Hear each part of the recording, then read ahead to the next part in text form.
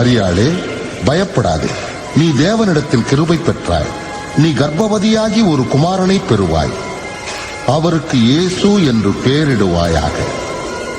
இது எப்படியாகும்? நான் ஒரு கன்னிகை. பரிசுத்த ஆவி உன்மேல் வரும். ஆதலால் உன்னிடத்தில் பிறக்கும் பரிசுத்தமுள்ள பிள்ளை உன்னதமான தேவனுடைய குமாரன் எனப்படுவார். அவருடைய ராஜ்யத்திற்கு முடிவிராது. நான் கர்த்தருக்கு பணிவிட சேரப்பேன். நீங்க சொன்ன மாதிரியே எனக்கு நடக்கட்டும். வேலையெல்லாம் நிறைய இருக்கு, என்ன பண்றதுன்னே தெரியலையே. என்ன ஜோசப், வேலை முடியலன்னு கவலையா இருக்கியா? ஒண்ணு இல்ல. எப்ப நம்ம வேலையை முடிச்சு கொடுப்ப? உங்களுடைய வேலை தான் போய்கிட்டு இருக்கு. இன்னைக்கு நான் சீக்கிரம் முடிச்சு தந்துடுறேன். சரி, ஆகட்டும். மரியாள் மிகவும் நல்லவள். ஆனால் அவள் கருவுற்று இருக்கிறாள். இது எப்படி நடந்தது? இதை கேள்விப்பட்ட சமூகம் என்ன சொல்லும்? மரியாளை தவறாக பேசுவதை நான் எப்படி அனுமதிக்க முடியும்? வேண்டுமானால் மரியாளிடமிருந்து நான் யாருக்கும் தெரியாமல் விலகிடலாமா? எனக்கு ஒரே குழப்பமாக இருக்கிறது. என்ன செய்வது?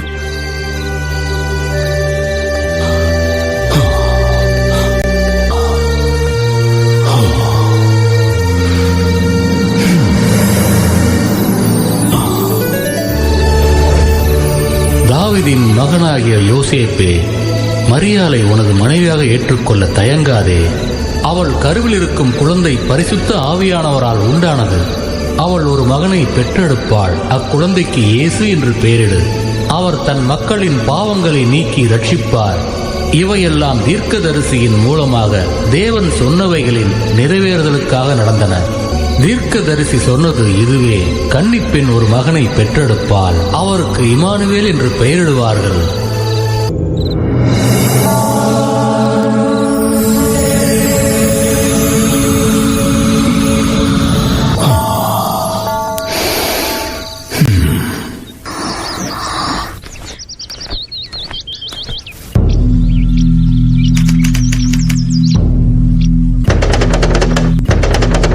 நம் நாட்டு பேரரசர் அகஸ்திராயர் ஒரு ஆணையிட்டு உள்ளார். நம் நாட்டு மக்கள் அனைவரும் அவர்களின் சொந்த ஊருக்கு சென்று பெயர் முகவரியை தகுந்த அதிகாரிகளிடம் பதிவு செய்ய வேண்டும். இதுதான் நம் நாட்டின் முதல் கணக்கெடுப்பு. அதனால் அனைவரும் இதை கட்டாயமாக பதிவு செய்ய வேண்டும். இது அரசரின் கட்டளை. இது அரசரின் கட்டளை. இது அரசரின் கட்டளை. நமது சீசரின் அறிக்கையை பற்றி கேள்விப்பட்டாயா? அதை பற்றி எனக்கு எதுவும் தெரியாதே. என்ன அறிக்கை? எல்லோரையும் தங்கள் சொந்த ஊருக்கு சென்று பெயர்களை பதிவு செய்யுமாறு கூறியுள்ளார். ஊருக்கு சென்று பெயர் முகவரியை தகுந்த அதிகாரிகளிடம் பதிவு செய்ய வேண்டும். இதுதான் நம் நாட்டின் முதல் கணக்கெடுப்பு. அதனால் அனைவரும் இதை கட்டாயமாக பதிவு செய்ய வேண்டும். சரி சரி, நாமும் சென்று நமது பெயர்களை பதிவு செய்வோம்.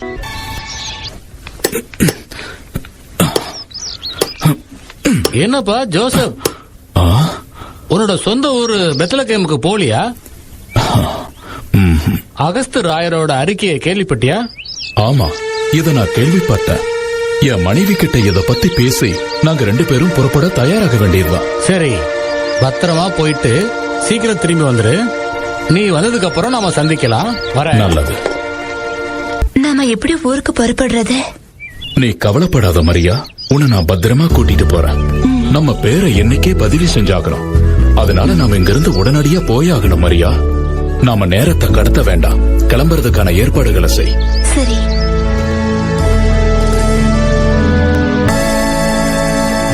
என்னாச்சு மரியா? உனக்கு களைப்பா இருக்கா? ஆமா. நாம எங்கேயாவது தங்கிக்கலாமா? இதுக்கு மேல என்னால பயணம் பண்ண முடியாது. என்னால வழி தாங்க முடியல. சரி மரியா, நாம 2 பேரும் தங்கறதுக்கு ஏதாவது ஒரு நல்ல இடத்தை நான் பாக்குறேன். நீ கவலைப்படாத.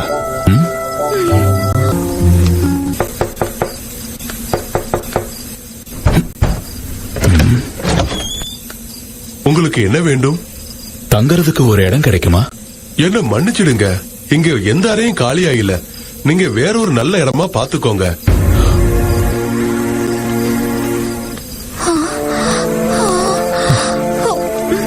இன்னும் கொஞ்ச நேரம் பொறுத்துக்கமா.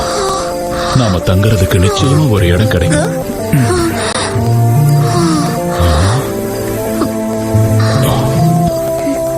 சீக்கிரம் தங்கறதுக்கு ஒரு இடம் பாருங்க. இதுக்கு மேல என்னால வழியை தாங்கிக்க முடியாது. போக போக வலி ஜாஸ்தி ஆகுது. தயவு செஞ்சு சீக்கிரம் இடம் பாருங்க.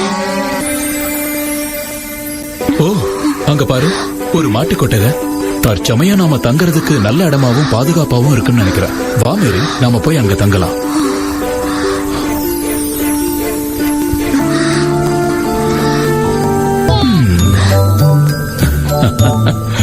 என்ன அழகு.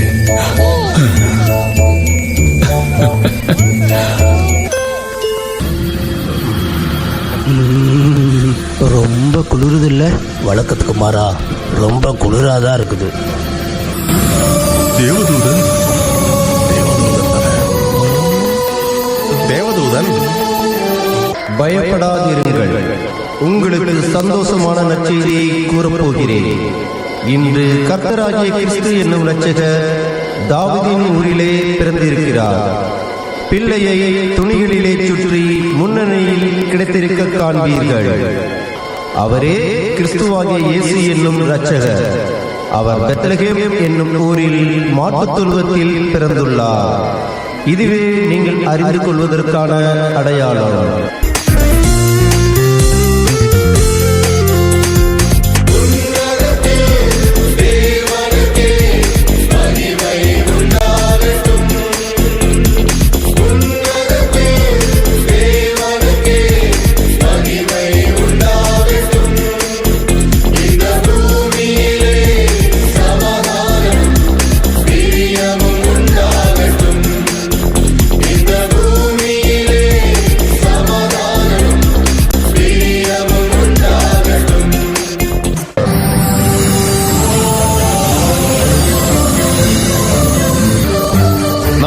பெத்லகேமுக்கு செல்வோம். தேவதூதன் அறிவித்தபடி நமக்கு அரசர் பிறந்திருக்கிறார். நாம் அவரை கண்டு வணங்கி மரியாதை செலுத்துவோம். உடனே புறப்படுங்கள். பணத்தை பார்த்துக்கிட்டு இருக்காரு. ஆஹா, அற்புதம்! நம் முன்னோர்கள் சொன்னபடி ஓர் அரசன் தோன்றியுள்ளான். ஆஹா, நாம் இப்பொழுதே புறப்பட்டாக வேண்டும். புதிதாக பிறந்துள்ள அரசரை தரிசிப்போம்.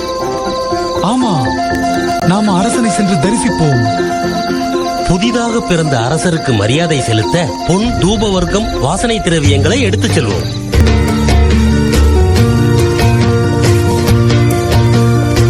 புதிதாக பிறந்த யூதர்களின் அரசரான குழந்தை எங்கு பிறந்துள்ளது?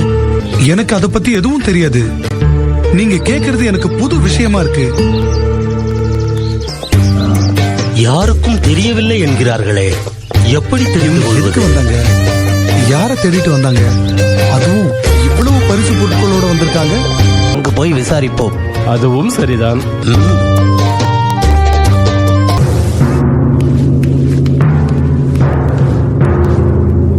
ஏரோது ராஜா வருகிறார், வருகிறார், வருகிறார்.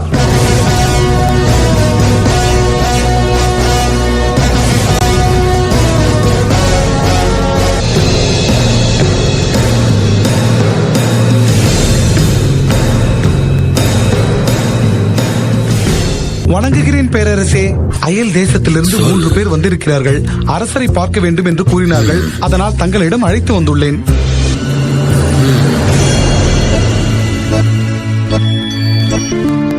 வணக்கம்.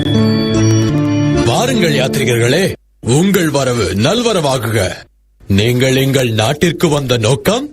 புதிதாக யூதர்களின் அரசர் எங்கு பிறந்திருக்கிறார்? வால் நட்சத்திரத்தின் வழிகாட்டுதலின்படி பிறந்த அரசரை தரிசிக்க வந்துள்ளோம். அரண்மனையில் இன்று ஓய்வெடுங்கள். இதை பற்றி நாம் நாளை பேசலாம். நன்றி, வருகிறோம். நீ உடனே சென்று தலைமை ஆசாரியரையும் வேத பாரகரையும் அழைத்து வா. உத்தரவு.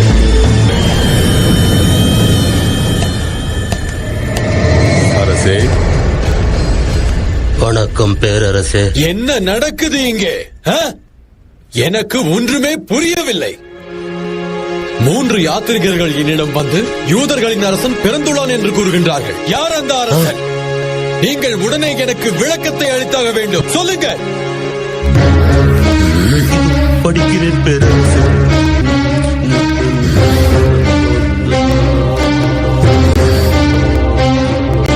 நீங்கள் என்னுடைய பொறுமையை மிகவும் சோதிக்கின்றீர்கள். சொல்லுங்கள் சீக்கிரம். அந்த அரசன் எங்கே பிறந்துள்ளார்? யூதயாவில் உள்ள பெத்லஹேமில் பிறப்பார். இது எப்படி சாத்தியமாக முடியும்?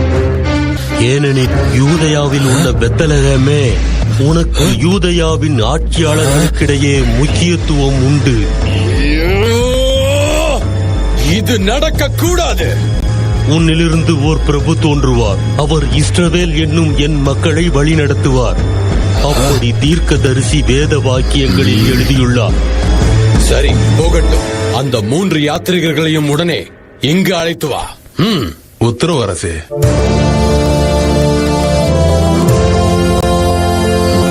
வணக்கம். வாருங்கள் வாருங்கள். மீண்டும் உங்களை சந்திப்பதில் மகிழ்ச்சி. மன்னியுங்கள், உங்களை வெகு நேரம் காக்க வைத்து விட்டேன். பரவாயில்லை பேரரசே. அரசர் பிறந்த காலத்தை நீங்கள் எப்படி தெரிந்து கொண்டீர்கள்? ஒரு அரசன் பிறந்துள்ளான் என்பதை நாங்கள் வால் நட்சத்திரத்தை கண்டு தெரிந்துள்ளோம். வால் நட்சத்திரம் வழிகாட்டியதால் நாங்கள் இங்கு வந்துள்ளோம். ஓ, நீங்கள் அந்த குழந்தையை கவனமாக தேடுங்கள். அந்த குழந்தையை கண்டவுடன் என்னிடம் வந்து கூறுங்கள். நானும் அந்த அரசரை வணங்குவதற்கு விரும்புகின்றேன். உத்தரவு அரசே.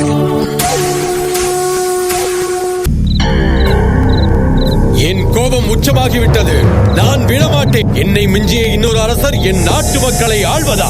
இல்லை, நான் அவரை கொல்லாமல் விடப் போவதில்லை.